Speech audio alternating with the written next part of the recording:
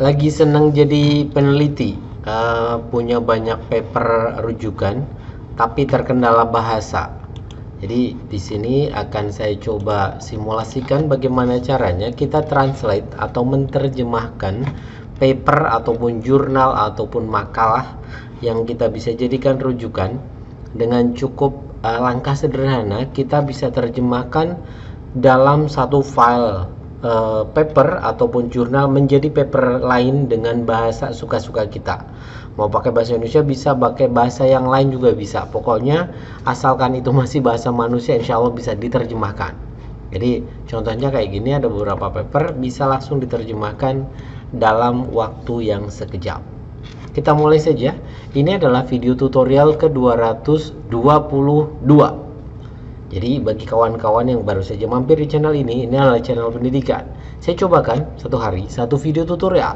Remeh bagi kita, bisa luar biasa bagi sama. Yang udah subscribe thank you, yang udah like juga terima kasih. Yang belum subscribe saya tunggu, yang nggak subscribe saya doakan semoga segera subscribe. Kita mulai aja video ke-222 ini. Bagaimana caranya kita mentranslate atau menerjemahkan paper ataupun jurnal ke bahasa yang kita inginkan. Yuk, selamat pagi, selamat siang, selamat sore, selamat malam. Assalamualaikum warahmatullahi wabarakatuh. Salam sejahtera untuk kita semuanya. Om Swastiastu, Namo Buddhaya, Shalom, salam kebajikan. Masih ketemu dengan Mufid di sini yang masih belajar untuk berbagi. Berbagi apa? Berbagi tentang tutorial untuk pendidikan, tips dan triksnya. Masih dengan tema yang sama juga, remeh bagi kita, bisa jadi luar biasa untuk sesama, itu yang masih saya pegang. Semoga apa yang saya bagikan menjadi kebermanfaatan untuk sesama. Dan bismillah, mohon doanya, satu hari satu video tutorial. Yuk. Jadi di sesi kali ini saya akan mencoba memberikan tips bagaimana caranya mentranslate paper ataupun jurnal ataupun makalah dalam bahasa lain agar bisa kita translate dulu sehingga mudah untuk kita pelajari. Kalau saya pribadi, karena saya bahasa Inggrisnya jelek biasanya, apalagi bahasa yang lain. Biasanya kalau yang anak-anak komputer itu pasti larinya ke IEEE, pasti biasanya IEEE.org. Di situs sini katanya papernya bagus-bagus. Dulu zaman saya pas masih kuliah juga ke sini sebagai bahan rujukan, dan pada saat itu saya itu baru kenal ini. Saya baru kenal Google Translate pada saat itu. Jadi di Google Translate saya coba blok, copy dan paste dengan menggunakan Google Translate. Tapi ternyata ada 3 cara nanti ya. Saya pakai 3 cara. Yang pertama pakai Google Translate. Jadi masuk ke translate.google.com atau translate.google.co.id. Setelah itu, kalau kita biasanya, dulu saya menggunakan copy dan paste karena di Google Translate belum menyediakan menu fitur dokumen, maka saya biasanya pakai copy dan paste. Itu sangat memalukan sekali bagi saya kalau keingetan itu sekarang. Jadi tinggal di sini, tinggal di dokumen, cari ada dokumennya. Misalkan saya sudah coba unduh ya. Tadi saya sudah coba unduh di desktop saya itu. Saya lagi senang vocational, jadi saya coba translate vocational yang Belanda misalkan. Kita terjemahkan ke dalam bahasa apa? Ke dalam bahasa Indonesia, ya sudah tinggal terjemahkan aja atau translate. Maka setelah menunggu beberapa saat nanti akan tertranslate satu dokumen itu ke bawah. Ini kan aslinya, sebentar. Aslinya saya coba buka ya. Aslinya adalah ini yang Belanda. Saya coba pakai Chrome aja biar nah, ini adalah aslinya. Content expectation and dropout in Dutch vocational education. Berubah menjadi harapan konten dan putus sekolah dalam bahasa Belanda pendidikan kejuruan. Nah, ini hasilnya adalah ini. Nah, pada saat itu saya itu belum bisa menemukan bagaimana cara menjadi sebuah file. Karena saya baru kenal dengan Google Translate, biasanya saya blok, copy dan paste. Biasanya saya pakai Ctrl A, setelah itu saya salin, copy, setelah itu saya masukkan ke Word misalkan, setelah itu saya coba paste. Itu yang tips yang pertama. Nah ini jadi setelah itu tinggal di paste, maka jadilah dalam sebuah file Word. Biasanya begitu, itu cara paling simple. Saya coba pakai cara yang kedua. Cara yang kedua masih menggunakan Google juga. Saya masuk cara yang kedua. Cara yang kedua adalah kita menggunakan Google Drive. Caranya menggunakan Google Drive tentu lebih baik daripada yang ini. Saya coba masuk ke Drive dulu. Saya unggah dulu si file tersebut. Tipsnya adalah diunggah dulu file tersebut, tinggal di upload saja, upload file, misalkan yang Belanda tadi atau yang Arab aja boleh lah. Saya nemu vocational untuk negara Arab dan negara Belanda, cukup bagus papernya. Ini sudah. Setelah itu ini caranya adalah tinggal diklik kanan, open with Google Docs. Jadi sebetulnya yang mentranslate itu bukan Drive-nya, tapi Google Doc-nya nanti. Jadi di Google Doc ada fitur untuk mentranslate file. Ini adalah file aslinya nih, file aslinya. Jika kita ingin mentranslate file ini, maka caranya adalah tinggal di bagian tools, jangan voice typing ya, voice typing yang kemarin. Bagaimana caranya mengetik tanpa menggunakan keyboard dan tangan, cukup pakai suara. Yang ini kemarin voice typing.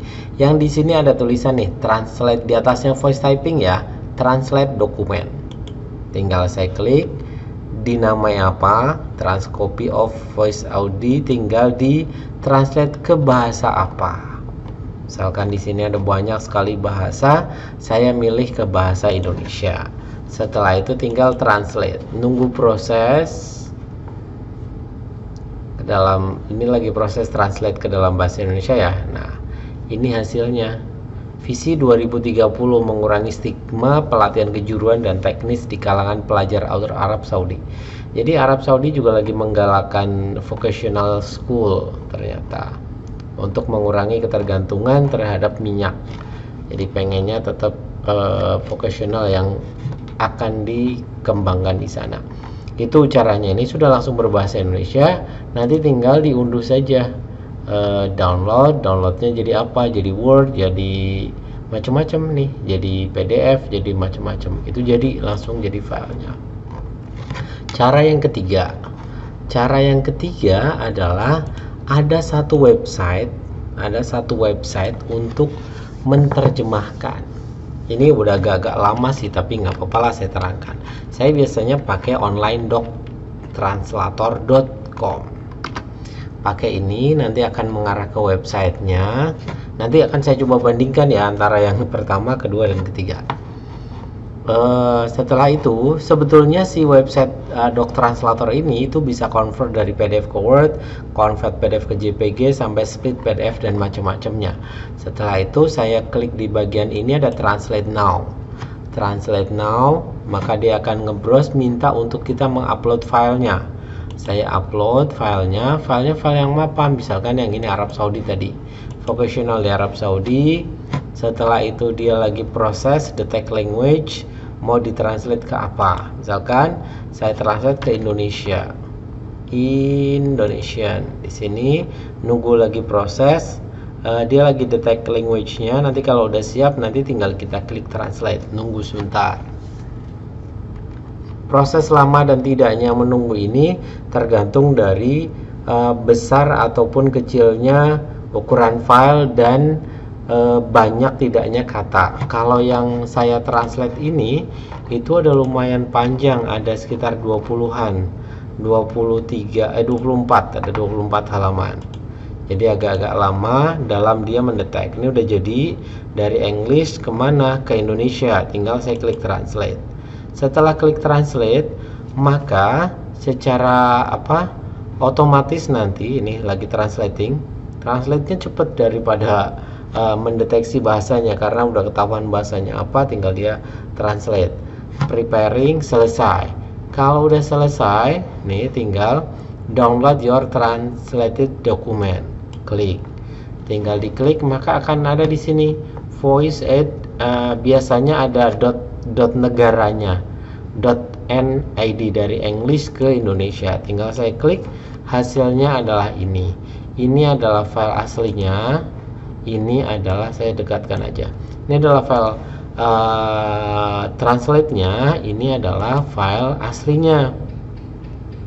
Hasilnya jauh lebih rapi dibanding dua hal yang pertama saya simulasikan. Kalau yang pertama tadi, kalau saya menggunakan Google Translate tadi yang pertama, maka saya harus memblok dan copy dan paste ini hasilnya ke dalam Word misalkan. Untuk yang kedua tadi, hasilnya adalah ini. Hasilnya masih di dalam Google Doc, karena yang mentranslate adalah Google Doc. Dari PDF ditarik ke dari PDF diunggah ke Google Drive. Setelah itu di open with Google Doc, sehingga terbaca oleh Google Doc. Dan hasilnya ada kurang bagusnya adalah kurang begitu sama dengan keadaan aslinya. Contoh keadaan aslinya kan ini keadaan aslinya Research, di sini adalah Springer Open, ini adalah penyediaannya. Setelah itu kalau di sini nggak ada muncul gambar-gambarnya, nggak ada ini. Nah, kalau menggunakan yang ketiga tadi, menggunakan online doc translator, kita bandingkan, mirip seperti aslinya. Ini open access, di sini juga terlihat akses terbuka. Jadi dia hampir sama dengan paper awal atau jurnal awal, dengan posisi yang sangat mirip tapi sudah berubah bahasa. Begitu ya. Jadi tips kali ini saya cukupkan.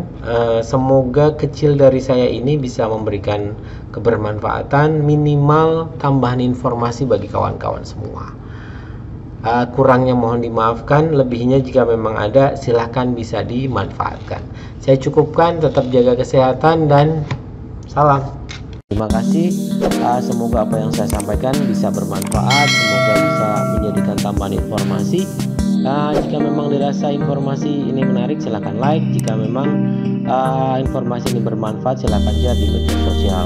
Jika memang butuh updating data dari saya setiap hari, silahkan subscribe dan tekan tombol lonceng.